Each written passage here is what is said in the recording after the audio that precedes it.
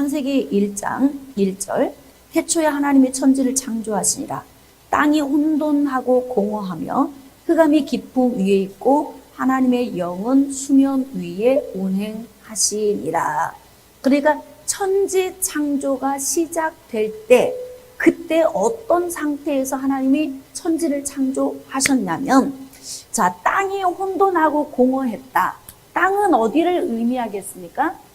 땅은 지금 우리가 이제 하나님이 창조하신 이후에 우리가 살다 보니까 이곳이 지구이구나, 이걸 알게 되는 거죠. 땅이 혼돈하고 공허했다. 정리가 되어져 있지 않았다. 흩어져 있는 것 같은, 질서가 없는, 공허하다, 준비가 되어 있지 않는 그런 상태예요. 자, 그런데 흑암이 깊음 위에 있다. 지구를 깊음이 덮고 있었다는 거예요. 자, 이제 깊음이 뭐라고 그랬어요? 깊음이 물이라고 했잖아요. 근데 이 위에 뭐가 덮고 있었다? 흑암이 덮고 있었다는 거야. 자, 그러니까 땅이 혼돈하고 공허하고 흑암이 깊음 위에 있고, 그 다음에 하나님의 신은 수면에 운행하시니라. 자, 그러니까 하나님의 신이 어디에? 수면 위에 운행하셨더라. 그러니까 몇 겹이에요. 지금 여기에서부터 전체 여기가 흑암으로 덮여 있는 이 상태를 성령이 감싸고 있어요. 자, 제가 여러분에게 지금 설명하기 위해서 성령을 이렇게 그렸지만 사실 이 부분이 요렇게, 이건 뭐예요? 충만하다는 뜻이죠. 성령은 영이시기 때문에 충만하신 거예요. 나는 여러분에게 표현하기 위해서 이렇게 얘기했지만 성령은 이렇게 충만하다. 자, 이제 이런 상태에서 하나님께서 천지를 창조하기 시작합니다. 자, 첫 번째 3절 하나님이 이르시되 빛이 있으라 하시니 빛이 있었고. 첫째 날, 자, 빛을 창조하신 거예요. 왜 빛부터 창조하셨을까요? 빛이 없으면 여기에 만들어져도 의미가 없어요. 우리가 보여야 의미가 있는 거예요. 자, 그래서 하나님께서는 앞으로 만들 사람, 그러니까 맨 마지막에 지을 사람이 눈으로 볼 수 있는 영역을 창조해야 하는데 가장 먼저 볼 수 있게 하기 위해서 빛을 창조하셨다는 겁니다. 그러니까 지금 여기가 흑암이 다 덮고 있잖아. 흑암이 덮고 있는데 여기에다가 어떻게 한 거예요? 빛을 주입을 한 거죠. 자, 그럼 이제 밝아졌어요. 여기에는 깊음이 땅을 덮고 있어요. 물이.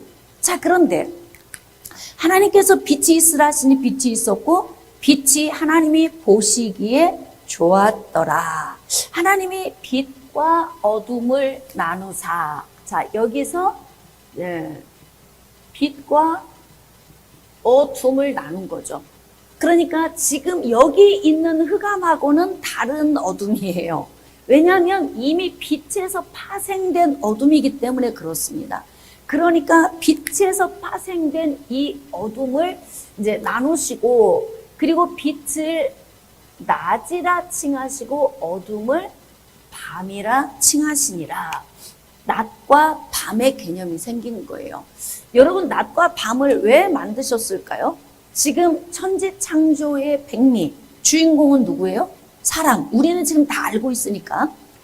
사람인데 하나님이 이제 천지를 창조하신 대략의 모든 기준은 사람입니다. 사람을 놓고 빛을 창조하셨어요. 빛과 어둠을 나눠서 낮과 밤을 갖게 하셨어요. 그러면 여기에서 바로 뭐냐면 우리는 활동하는 시간과 수면을 취해야 되는 시간을 우리에게 주실 거라는 걸 여기에서 우리가 이제 알게 되는 거죠. 그래서 사람은 활동하는 것과 수면을 균형 있게 잘 취해야만이 건강한 삶을 살 수 있게 되는 것입니다. 자, 그래서 저녁이 되고 아침이 되니 이는 첫째 날이니라. 그러니까 하나님의 하루의 개념은 저녁에서 다음 날 저녁까지가 하루예요. 예, 그래서 유대인들은 하루의 시작을 어디에 두냐면 저녁에다가 하루의 시작을 둬요. 우리는 눈 뜨면 하루가 시작됐다 이러잖아요. 근데 조금 개념이 달라요. 자, 그 다음에 6절 하나님이 이르시되 물 가운데 궁창이 있어 물과 물로 나뉘라 하시고. 자, 물 가운데 궁창이 있다 그랬어요. 지금 이게 물이 땅을 덮고 있는데 이 물 가운데에는 하늘이라고 하는, 궁창은 곧 하늘인데 그 하늘이라고 하는 게 있어서 물과 물로 나뉘라는 거예요. 그러니까 여기에서 하늘이 생기려면, 물과 물이 나뉘려면 어떻게 나뉘어져야 되냐면 여기에 하늘이 생기는 거예요. 여기 가운데에 하늘, 여기가 이제 하늘이 생기는 거죠. 근데 여기 하늘이 생기는데 물이 하늘 아래의 물과 하늘 위의 물로 나뉘어. 그러니까 이게 여기에 이제 하늘이라고 하는 갭이 여기에 이렇게 생기는 거예요. 이게 이제 하늘. 자, 그래서 우리가 이제 여러분들이 잘 아셔야 하는 건 성경적으로 하늘의 하나님, 하늘에 계신 우리 아버지요. 그 뜻은 바로 뭐냐면 이 스페이스, 공간이라는 의미가 있어요. 그래서 이제 우리 인간적인 생각으로 하나님은 어디 하늘, 공간, 우리가 알 수 없는 어느 영역에 계실 거야 라고 하는, 그게 바로 뭐냐면 영적인 세계죠. 그 영적인 세계는 천지에 충만하신 거예요. 그래서 이제 여기가 하늘, 지금 저는 이제 그림으로 그랬지만 여러분 넓게 보셔야 돼요. 이 하늘은 우리가 볼 때 어디가 하늘 끝인지 모르잖아요. 그렇게 넓은 거예요. 근데 이렇게 하늘 아래의 물과 하늘 위의 물로 나뉘면서 아래에 물이 이렇게 있잖아요. 그러니까 어떻게 해야 돼요? 이 땅을 살 수 있는 사람이 이곳에서 움직여야 하니까 땅이 나와야 되잖아요. 그래서 바로 여기에서 물을 한 곳으로 모이게 하는 거예요. 물을 한 곳으로. 자, 그리고 7절 하나님의 궁창을 만드사 궁창 아래의 물과 궁창 위의 물로 나뉘게 하시니 그대로 되니라. 자, 하나님의 궁창을 하늘이라 부르시니라. 자, 여기 하늘이라고 불렀다는 거예요. 자, 그 다음에 저녁이 되고 아침이 되니 이제 둘째 날.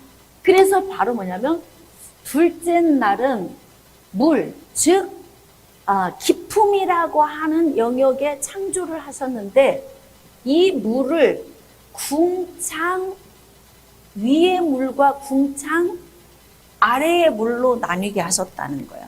그래서 여기서 궁극적으로 여기에서 하신 일이 바로 뭐예요? 하늘을 창조하신 거예요. 둘째 날. 궁창을 만드셨으니까.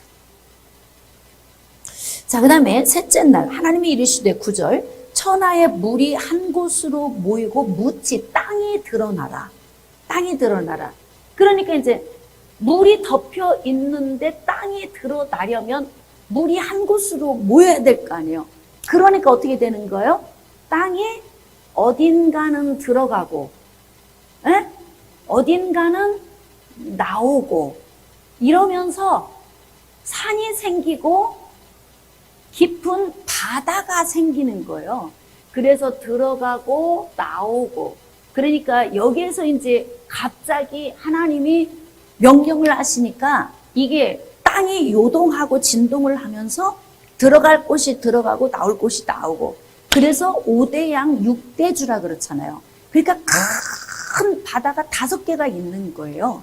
그래서 이 지구상에 여기에서 보면은 우리가 이제 지구 위에 보면은 지구 위에 있는 여러분들이 지도를 보면은 뭐 아메리카 지도, 그 다음에 이쪽에 있는 뭐 아프리카나 또는 아시아나 유럽이나 그 지도 있는데 보면 그 이외에는 거기가 바다죠. 그러니까 우리가 지금 지도로 볼 수 있는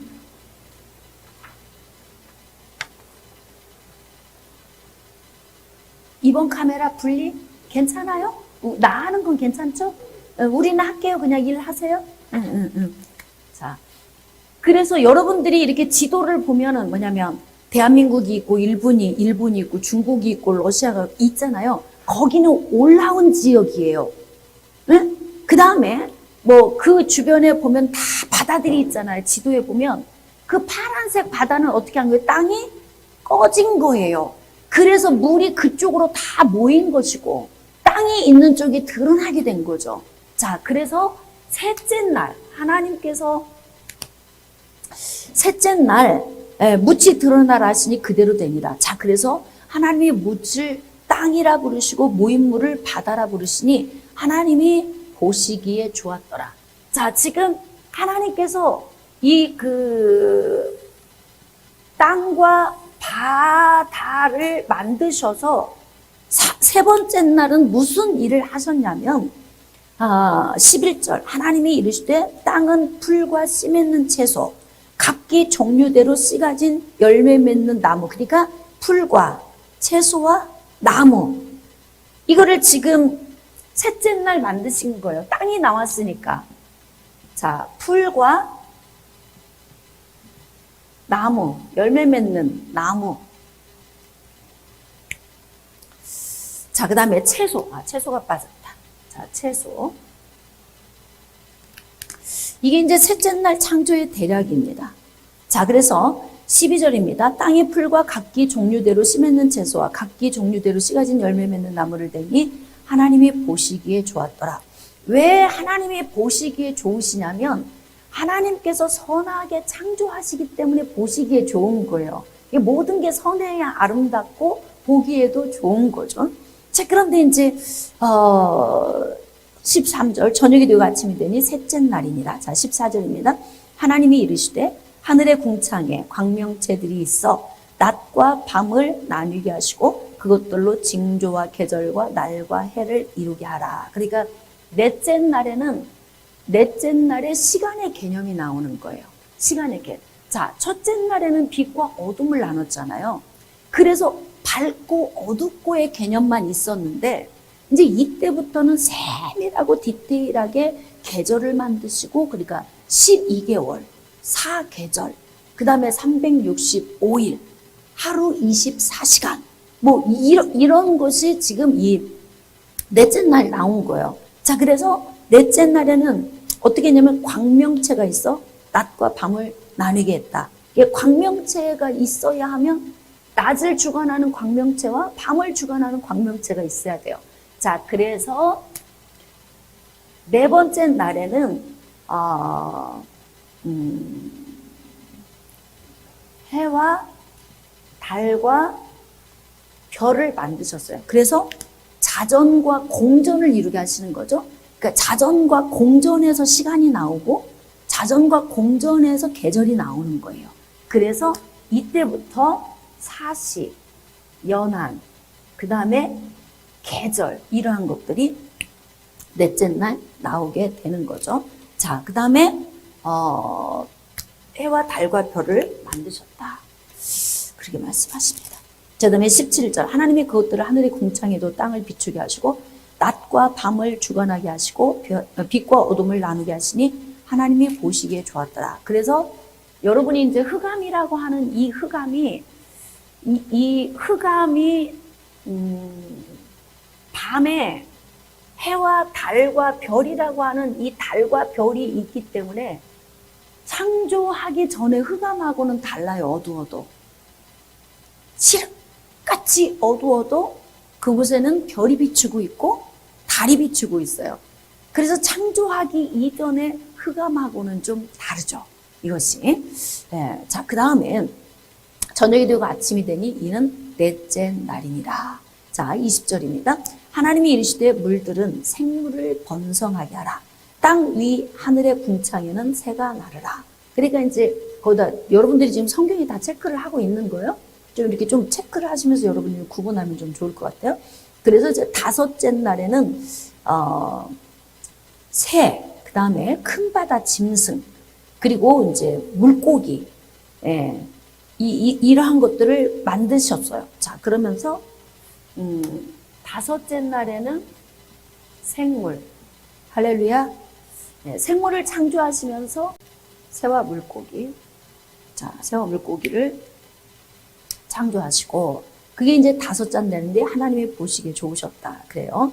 자, 이제 24절. 하나님이 이르시되 땅은 생물을 그 종류대로 내되 가축, 기는 것, 땅의 짐승, 종류대로 내라 하시니 그대로 되니라. 하나님이 땅의 짐승을, 자, 가축을, 기는 것을, 이 모든 것을 언제 만드셨냐면 6째 날 전반부, 초반에 6일째 되는 초반에 짐승들을 창조를 하셨어요. 자, 짐승을 창조를 하시고 이제 정말 중요한 이제 본론, 하나님의 천지 창조의 목적이 무엇이냐면, 여러분 이제 우리가 집을 지을 때 설계도를 만들 때, 설계도를 지을 때 그 건물 안에 이 본질이 들어있잖아요. 그러니까 사람이 살면 그곳에서 어떻게 잠을 자고 어떻게 생활하고 모든 게 기준이, 주방을 설계하는 것도, 화장실을 설계하는 것도, 뭐 침실을 설계하는 것도, 아니면 뭐 이렇게 남쪽으로 향하나 아니면 이 공간을 어떻게 활용하나, 이게 모든 기준이 누구에게 있어요? 사람에게 돼 있잖아요. 그곳에서 살 사람에게 돼 있는 거예요. 그러니까 하나님의 천지를 창조하신 이 대략의 모든 계획의 주인공은 사람에게 있잖아요. 사람. 그래서 이제 하나님이 사람이 있기 전에, 그 전에 사람이 살 수 있는 모든 환경을 다 만들어 놓으신 거예요. 자, 다 만들어 놓으셨습니다. 자, 그래서 우리가 이제 하나님의 형상대로 지음을 받은 사람이, 하나님이 우리에게 주신 이 모든 것들이 나에게 주신 것을 깨닫고 감사하셔야 돼요. 응? 그러니까 여러분들이 나는 가난해, 나는 너무 불쌍해, 이런 생각하지 말고, 하나님이 지으신 이 모든 것을 나를 위해서 하나님이 창조하셨으니까 여러분들이 이걸 귀하게 여기셔야 한다는 거예요. 그러니까 하나님이 창조하신 것을 돈 주고 쓰는 사람이 있어요? 해와 달과 별을 돈 주고 써요? 아니죠. 자연, 모든 물고기, 자, 바다에서 물고기를 잡아서 돈을 벌어서 먹고 사는 사람들 있잖아요. 그거 다 하나님이 주신 것을 그냥 내가 수고의 땀을 흘려서 내 삶에 경제력을 갖게 되는 거예요. 물고기도 다 공짜로 우리가 쓰는 거죠. 땅에서 씨앗을 뿌리고 땀만 흘리면 땅에서 다시 우리에게 이걸 다 환원해서 돌려준단 말이에요. 그러니까 하나님이 창조하신 그 어떤 영역도, 물도, 빛도, 땅도, 바다도, 해달별도, 모든 생명, 이런 것들도 전부 어떻게 하냐? 하나님이 우리에게 거저 주신 거예요. 그러니까 우리가 얼마나 소중한 존재인지를 알아야 하는 거죠. 얼마나 귀한 존재를 창조하기 위해서 이렇게 기가 막힌 영역을 하나님이 만들으셨는가? 그러면 이제 여기 뒤에 말씀을 보면은 알 수 있어요. 이제 하나님께서 이렇게 만들어 놓으시고 되게 이제 기분이 좋으시죠. 그런데 26절. 자, 하나님이 이르시되 우리의 형상을 따라 우리의 모양대로 우리가 사람을 만들고, 창세기 1장에서 가장 중요한 핵심 포인트가 바로 26절입니다. 26절. 그래서 26절에 우리의 형상을 따라, 하나님은 성부, 성자, 성령, 삼위일체 하나님이십니다. 그래서 우리라고 하는 용어를 쓰시는 거예요. 만약에 하나님이 성부 하나님 한 위만 존재를 하신다면 사랑의 하나님이다 말할 수 없어요. 근데 성부, 성자, 성령, 삼위가 사랑으로 함께 하시며 공존하고 계시기 때문에 하나님이 사랑이시다, 이렇게 우리가 말을 할 수 있는 것입니다. 자, 그래서 이제 우리 형상을 따라 모양대로 우리가 사람을 만들겠다 그래요. 사람. 자, 빛을 창조하시고 깊음 위에 있는 물을 나뉘어서 땅과 바다를 만드시고 해와 달과 별을 심어 놓으시고 그곳에 각종 하늘을 나는 새, 또 땅 위에 있는 짐승, 물고기들을 다 만들어 놓으신 것은 사람을 중심으로 하나님이 만드셨는데, 이제는 뭐냐면 우리의 형상을 따라 사람을 만들자. 이 아주 중요한 부분이 뭐냐면 꼭 나 같은 존재를 여기다 만들자. 그러니까 그만큼 많은 에너지를 투자하신 이유가, 왜 이렇게 하나님의 천지 창조의 엿새 동안 이렇게 에너지를 투자했냐면, 하나님이 이렇게 말씀하시는 거죠. 꼭 나 같은 존재를, 그죠? 하나님의 형상이라고 하니까 나 같은 존재를 만들어서 이곳에서 누리게 하자. 지금 이렇게 말씀하시는 거잖아요. 자, 그래서 그 그들로 바다의 물고기, 하늘의 새, 가축, 온 땅과 땅에 기는 모든 것을 다스리게 하자 하시고. 맞죠? 그러니까 엿새 동안 사람을 창조하기 이전에 창조하신 모든 영역은 곧 나를 위해서 창조하신 것이다. 그러니까 오늘 또 우리가 하루를 살면서 호흡하는 이 가운데에서 감사를 절대 잊어버리면 안 되는 거예요. 27절, 하나님이 자기 형상, 곧 하나님의 형상대로 사람을 창조하시되 남자와 여자를 창조하시고. 왜냐하면 짐승들을 각기 종류대로, 가축도 종류대로, 땅에 기는 모든 것도 종류대로 만드셨는데 사람도 예를 들어서 아담만 창조하신다면 정말 하나님의 존재처럼 영원히 죽지 않는 그냥 아담 하나의 존재로 끝나는 거예요. 근데 하나님께서는 역시 사람도 짝을 만드셔서 후손을 이을 수 있도록 남자와 여자를 창조하셨다는 거죠. 28절입니다. 자, 하나님이 그들에게 복을 주시며 하나님이 그들에게 이르시되 생육하고 번성하여 땅에 충만하라. 땅을 정복하라. 바다의 물고기와 하늘의 새와 땅에 움직이는 모든 생물을 다스리라 하시니라. 자, 이제 이때부터 하나님의 천지 창조 사역이 끝나고 사람을 다 만들어 놓고 완성을 하신 이후에 그리고 하나님께서 사람에게 주신 복이 있어요.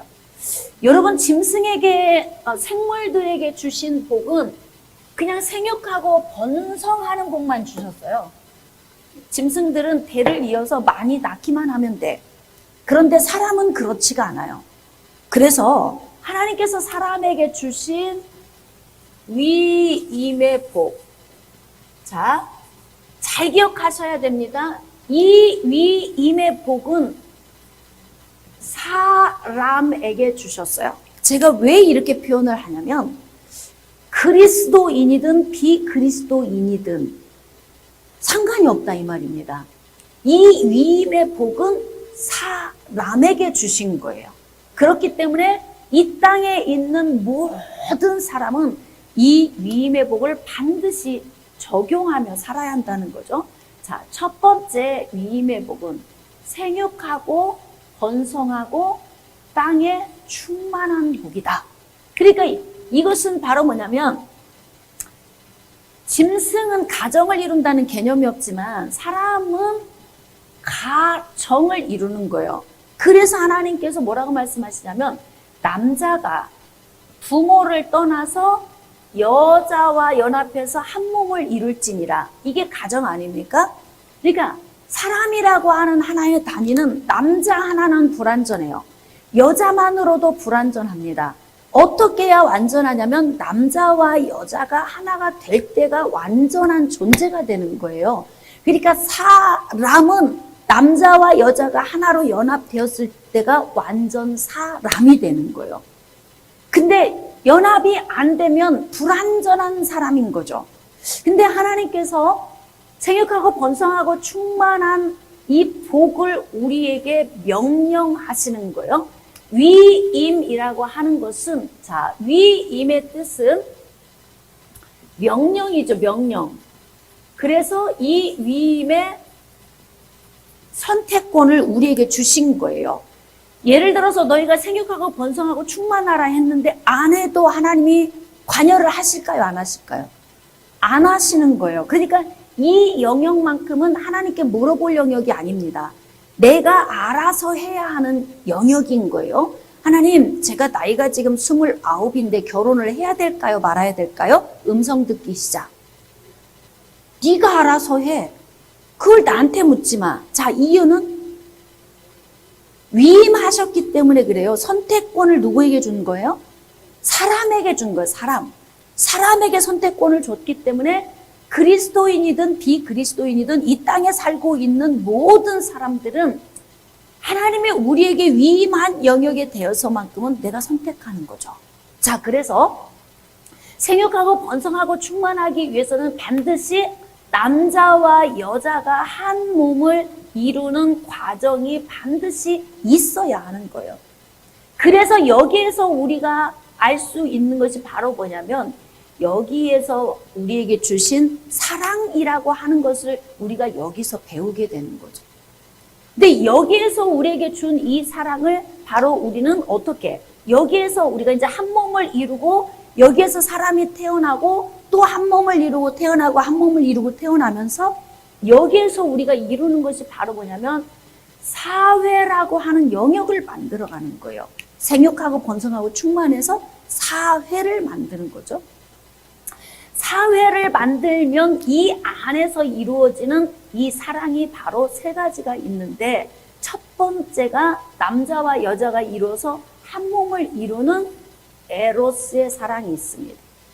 자, 두 번째는 남자와 여자를 통하여서 출생되는 자녀가 있습니다. 이때 부모와 자녀의 혈육의 관계의 사랑이 바로 스툴게 사랑입니다. 자, 그 다음에 이제 세 번째, 이 집도 부부가 애를 낳고 저 집도 부부가 애를 낳다 보면 이 집 아이하고 저 집 아이가 놀잖아요. 친구가 되고 우정의 관계가 맺어지잖아요. 그래서 여기에서 필레오 사랑이 만들어집니다. 자, 이 사랑은 조건부라고 그랬어요. 조건부. 왜냐하면 이 땅에서의 이 삶은 사람은 항상 자기의 유익을 위해서 선택하며 사는 존재들이잖아요. 그러니까 우리가 이 땅에 사는 동안에 사랑을 나누는 이 사랑은 조건부 사랑이라서 어떻게 해야 되느냐? 내가 좋은 조건을 준비하는 것이 굉장히 중요하다. 내가 사랑받을 수 있는 조건을 준비하는 것이 중요하다.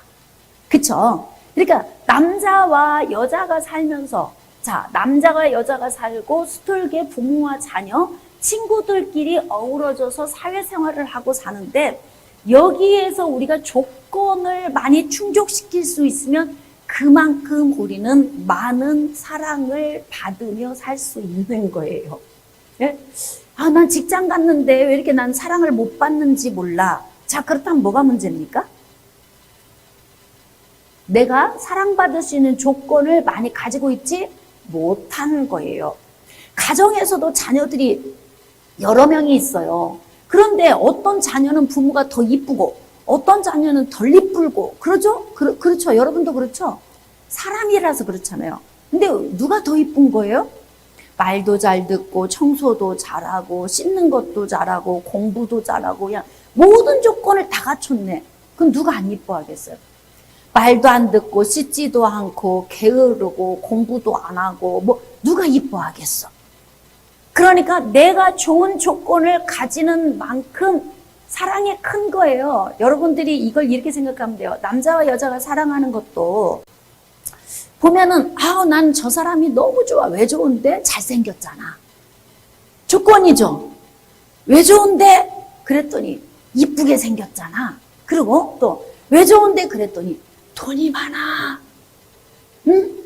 근데 생각해 보세요. 이쁘지도 않아. 돈도 없어. 뭐 직장도 변변하지 않아. 모든 게 변변하지 않아. 그러면 자기 속에서 사랑이 나와요?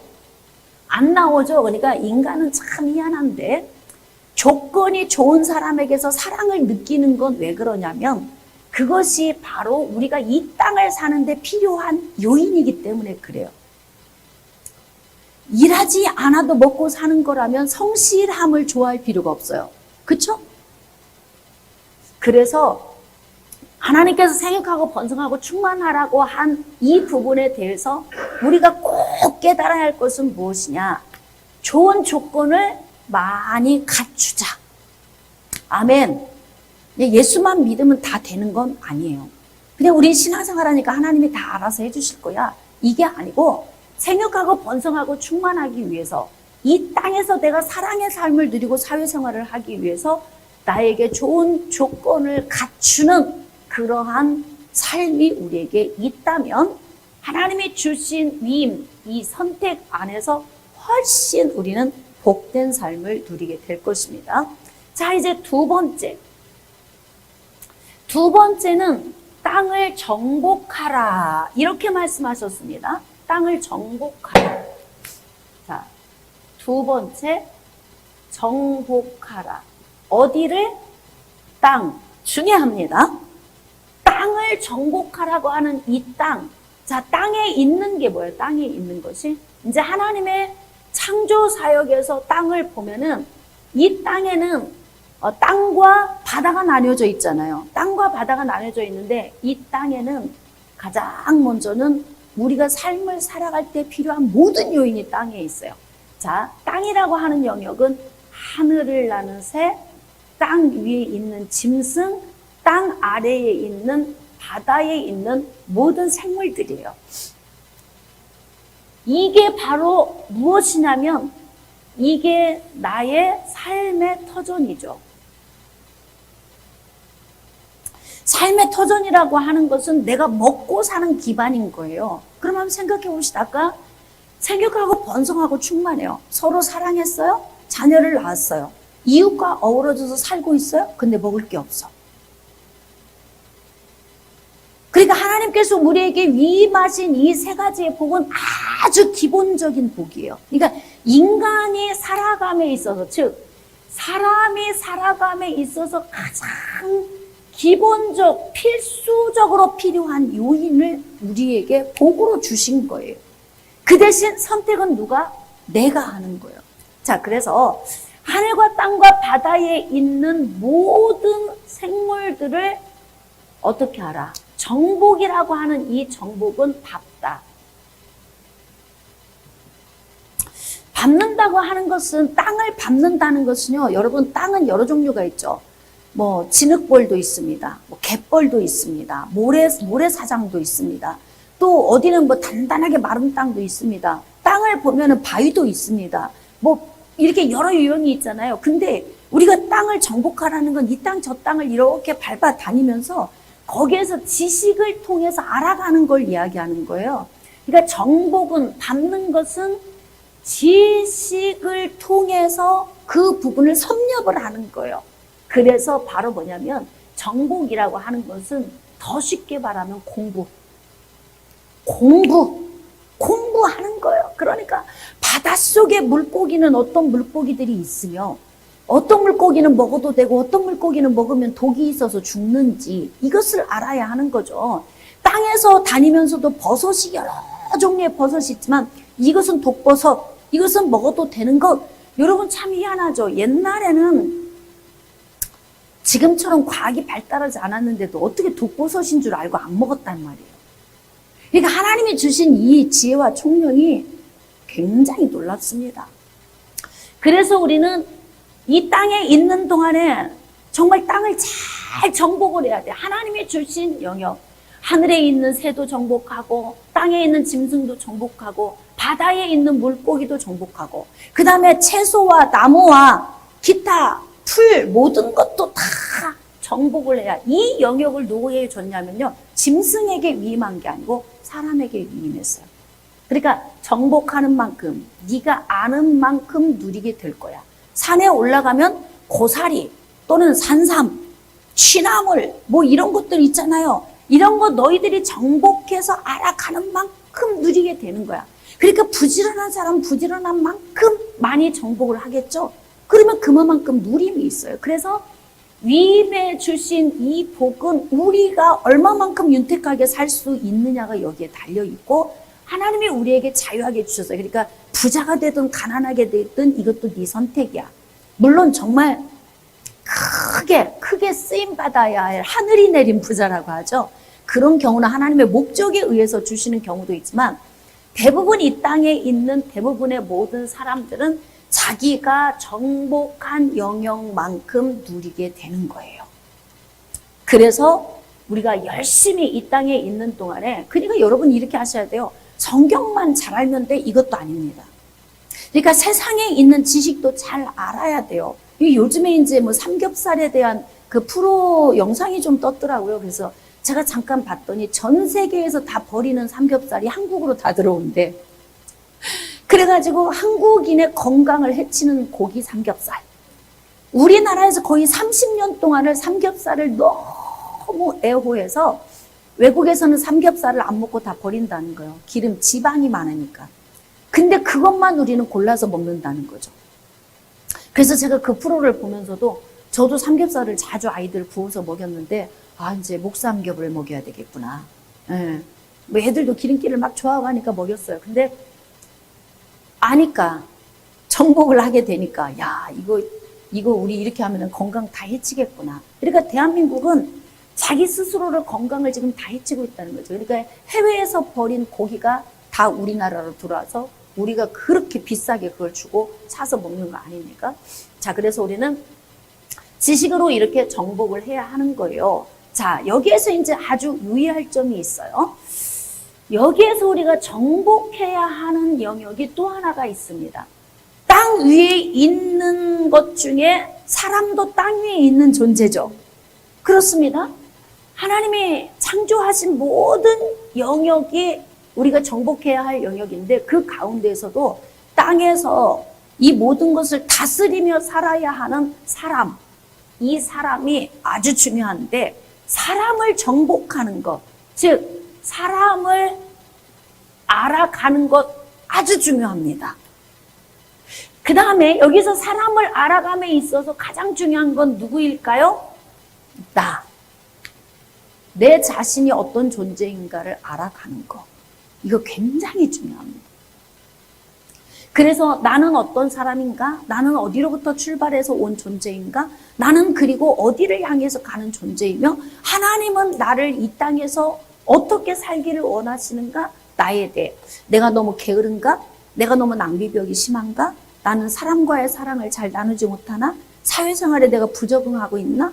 나는 지금 뭐 제대로 잘하고 있나? 이 모든 것들을 잘 내 자신을 검토하면서 나를 정복하면 거기에 맞도록 내가 잘 거기에 준한 삶을 살 수 있게 되는 거죠.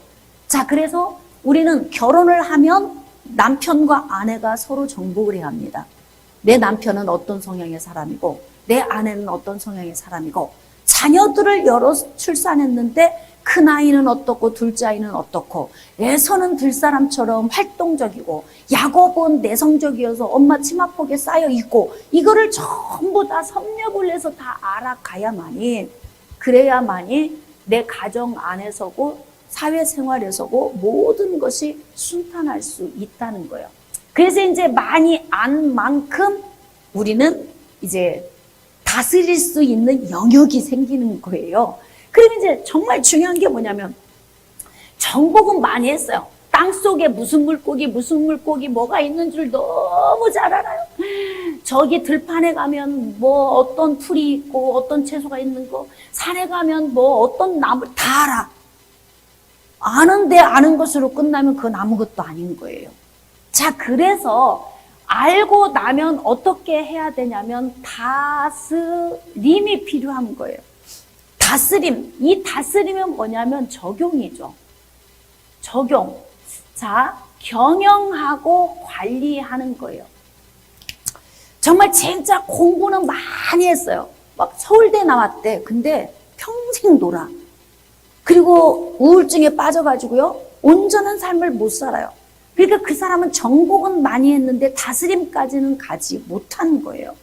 그래서 바로 우리는 어떻게 해야 하냐면 정복을 했다면 이 정복을 적용할 수 있어야 하는 거죠. 다스려야 돼요. 이게 또 예수님이 자, 구하고 찾고 두드리라. 이 원리와도 똑같아. 하나님께 아뢰기만 하면 어떻게 해? 근데 어떻게 해야 돼요? 방법을 찾아야죠. 방법을 찾았는데 난 방법 알아. 그리고 그냥 가만히 있으면 끝나버리는 거예요. 어떻게 해요? 실행을 해야 되죠. 그거와 똑같은 거예요. 마태복음 7장 7절에서 주신 이 원리와 똑같이 생육하고 번성하고 충만했어요. 많은 사람들과 어우러져 살아야 돼요. 근데 어우러져 살기 위해서는 먹고 살아야 돼요. 그러려면 어떻게 합니까? 정복을 해야 하는 거죠. 많은 영역. 그러니까 자격증을 많이 딴 사람은 이 직장에서 이러면 저 직장으로 가면 돼. 여기에서 직장 또 잃어버리면 다른 데로 가면 돼요. 근데 정복해 놓은 게 없어. 그럼 할 수가 없어요. 그러니까 여러분들이 자녀를 양육할 때에도 자격증도 애들이 기회만 되면 많이 따놓게 하고 뭐든지 막 준비해서 기회 되는 대로 뭐든지 해놓으면 이게 이제 경쟁력이 돼서 어떻게 되느냐, 적용하기가 쉬워진다 이 말이죠. 그래서 이제 적용을 하는 거예요. 경영하고 관리하도록 다스림, 적용으로 들어가서 그래서 여기에서 잘 잘 경영하고 관리를 해야 되는 거죠. 자, 그래서 저는 여기에서 이제 뭐냐면 열심히 일은 하는데 누림을 누리지 못해. 저축을 못해. 다 새어나가. 이렇게 되면 나중에 늙어서 가난하게 되잖아요. 그래서 여기에서 경영과 관리 이 적용은 잘 뭐냐면 인생을 잘 분배해서 사용해서 쓰는 법도 여기에서 배워야 돼. 저축. 제가 엊그제 우리 아이하고 이런 얘기를 했어요. 하나님은 성경 안에서 우리한테 정말 힘들 때는 저축해서 쓰라고까지 가르쳐준다 그랬더니 성경에 그런 것도 있어요? 막 이러는 거예요. 제가 애 앞에서 막 레위기 25장을 펴놓고 안식년을 지킬 때 만약에 7년째에 농사를 짓지 않으면 그 다음 해 뭘 먹고 살까 걱정하지 너네들. 근데 어떻게 내가 6년째 되는 해에 3년째 것을 먹을 걸 내가 다 부어줄게. 어떻게 저장해 놓고 먹어라. 저축해 놓고 먹으라는 거예요. 바로 이게 뭐냐면 경영하고 관리하는 거예요. 그러니까 대부분 인생에서 정말 돈이 많이 들어오는 시기가 있는데 모든 사람이 돈이 많이 들어오는 시기에는 어떻게 생각하냐면 이게 항상 들어오리라 생각하는 거예요. 돈이 항상 들어오리라 생각해요. 그러니까 잘 될 때 나눠서 저축을 해 놓았다가 힘겨울 때 나눠 쓰는 거예요. 그래서 제가 여러분에게 노후 대책을 좀 잘 하라 그렇게 얘기를 했잖아요. 그러니까 땅에 있는 모든 생물들을 다스리라 그랬잖아요. 이 다스림은 모든 생물이라고 하는 전제 땅에 있는 모든 생물을 경영하고 관리하라는 거죠. 근데 경영하고 관리하려면 두 번째 뭐가 있어야 돼요? 정복해야 경영과 관리가 되는 거예요. 그래서 땅에 있는 모든 생물들, 제가 묵상을 하면서 생각해 보니까 바닷가에서 사는 사람들은요, 공짜로 하나님이 널브러져서 늘어놓은 거를 아침 일찍 가서 조개도 캐고, 뭐 낙지도 잡고, 물속에 들어가서 뭐 미역도 캐고, 내가 얼마만큼 바다를 알고 정복하느냐에 따라서 다스림이 생기는 거죠. 내 인생의 삶에. 모든 생물, 하늘에 있는 것이나 땅에 있는 것이나 땅 아래 물속에 있는 그 모든 것의 영역이 다 누구의 것이다? 그럼요, 나의 것이다. 나의 것이다. 부지런만 내면은 굶지 않아요. 살 수 있어, 먹고 살 수 있어요. 그러니까 하나님께서는 이렇게 이제 우리에게 세 가지 위임의 복을 주셨어요. 자, 이 위임의 복을 우리가 꼭 명심해야 할 게 있습니다. 바로 무엇입니까? 내가 선택하는 것이다. 만약에 여기에서 내가 선택하지 않는다면 하나님은 절대 개입하지 않으신다. 나는 밥을 해먹는 게 귀찮아. 그러니까 매일 굶어야 되겠어. 그렇게 하고 있으면 하나님이 입에다 뭘 갖다 넣어주지 않는다 이 말이에요. 그냥 내가 굶어서 그냥 죽게 돼도 하나님은 절대 손대지 않으십니다. 왜냐하면 원리니까 그래요. 만약에 하나님께서 이렇게 우리한테 위임해 놓으시고 내가 굶고 죽어야지 하고 있는데 하나님이 와서 우리한테 먹여주신다면 하나님은 창조 질서를 어기시는 거예요. 깨뜨리시는 거예요. 그러니까 제가 여러분에게 얘기하죠. 대부분 기도해야 할 것보다 우리가 해야 할 것이 훨씬 많고 우리가 잘하고 살면 기도할 것이 별로 없다. 이게 무슨 말인지 아시겠죠, 이제? 그래서 성경은 너희가 무엇을 먹을까, 무엇을 마실까, 무엇을 입을까 하지 말라. 이거는 다 이방인들이 구하는 것이다. 너희 아버지께서 너희에게 있어야 할 것 다 아신다. 그러니까 너희들은 그의 나라와 의를 구하라. 이렇게 말씀하시잖아요. 그러니까 우리 인생의 삶은 위임의 복을 적용하면서 살면 이런 거 너네들 안 구해도 돼. 기도할 것도 없어. 너희들은 그냥 살면 돼. 열심히 성실하게 하고 살면 돼. 그 대신 하나님의 나라와 의를 위해 기도해. 너희들이 할 일이 바로 그거야. 이게 그리스도인에게 주신 거죠. 자, 그런데 제가 여러분에게 한번 질문해 보겠습니다. 여러분, 이 위임의 복을 그리스도인과 비그리스도인 두 유형 가운데 어떤 그룹이 더 잘 적용하고 살까요? 네? 비그리스도인. 너무 아이러니죠. 네? 비그리스도인이 훨씬 더 적용하고 살아요. 우리는 기도하면 하나님이 건강 주신다고 운동도 안 해. 영양제도 안 먹어. 그리고 막 뭐 좋은 음식도 골라, 아유, 그렇다고 뭐 오래 사는 거 아니야. 하나님이 뭐 건강 주셔야 돼. 우리 보통 이렇잖아요. 근데 세상 사람들은 막 운동하고 좋은 거 골라 먹고 막 열심히 노력해갖고 막 더 안 늙어, 우리보다. 그리고 자녀들을 양육할 때에도 보면 좋은 대학을 다 보내잖아요. 막 잠도 안 재워. 막 도시락 싸가지고 다니면서 학원에 도시락 날려주면서 막 아침, 저녁으로, 새벽으로 날르면서 해서 훌륭하게 만들어. 그래가지고 어떡하느냐? 정부로 다 정치하게 다 보내잖아요. 공부 잘하면. 똑똑하면. 지금 여러분 정치하는 사람들이 다 거의 법대 나온 사람들이죠? 응? 법대 나온 사람이잖아요. 부모들이 잘 가르치고 열과 성의를 다해서 아주 그냥 정말 수선스럽게 애들을 뒷바라지해서 가르쳐 놓은 거야. 그러니까 그 사람들이 지금 나라를 다스리잖아요. 근데 보면은 왜 우리가 종교의 자유를 잃어버린 위기가 온 거예요? 그리스도인들은 기도만 하고 있었던 것이고 비그리스도인들은 위임의 복을 적용하며 살았던 거예요. 그러니까 대부분 보면은 비그리스도인들이 훨씬 잘 살고 훨씬 훌륭하게 된 사람이 많아요. 그럼 우리가 이럴 수 있어요. 아이, 세상 것은 아무것도 아닙니다.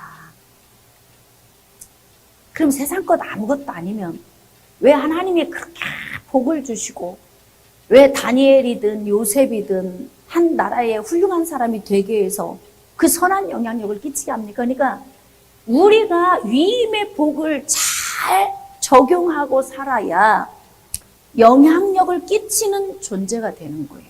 그렇기 때문에 이제 앞으로 그 목회하시는 목사님들도 어떻게 말씀을 하셔야 되냐면 무조건 훌륭하게 잘 키워야 돼요. 자녀들도 교회 성도들도 그렇게 해서 어떻게 하냐면 영향력을 끼칠 수 있도록 만들어줘야 돼요. 근데 우리는 명예나 권세 이게 다 필요 없다고 가르치고 돈도 막 필요 없다고 가르치고 그리고 이렇게 돈도 필요 없고 명예도 권세도 필요 없다고 가르치고 그렇게 가르치는 원인이 뭘까요? 자, 돈, 명예, 권세 다 필요 없어.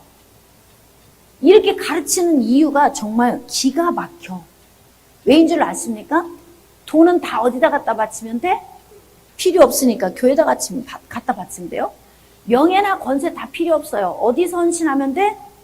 교회에 선신하면 돼. 뭘 그렇게 유명해지려고 하느냐. 자꾸 교회 나와서 열심히 해가지고. 그러니까 모든 게 다 초점이 교회야. 그러면 교회 안에서는 북적북적한데 이들이 나가서 밖에서 영향력을 행사할 수가 없는 존재로 다 만들어버리는 거예요.